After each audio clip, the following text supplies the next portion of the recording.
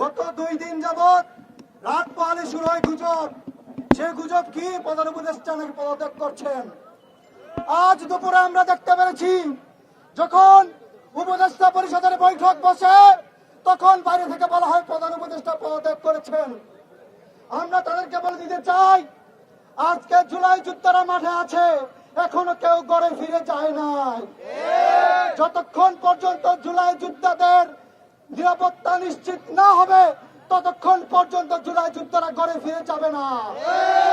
আমরা স্পষ্ট করে বলতে চাই, যারা নির্বাচন করছেন, যারা ক্ষমতার দাপট দেখাচ্ছেন, এই দাপট থাকবে না। শেখ হাসিনাকে দেখেছেন 15 বছর কি করেছে, টিকতে পারে নাই। আপনারা 9 মাস কিভাবে টিকবেন? এত সহজ না। আমরা গত 20 তারিখ আলটিমেটাম দিয়েছিলাম। গত 20 তারিখ প্রেস ক্লাব থেকে বলেছি, আগামী 31 মে তারিখটা আবার স্মরণ করাই দিচ্ছি।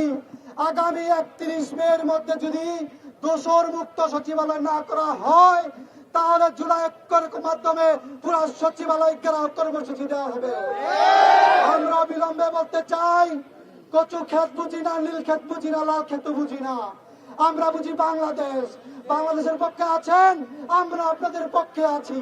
বাংলাদেশের পক্ষে নাই, আমরাও নাই।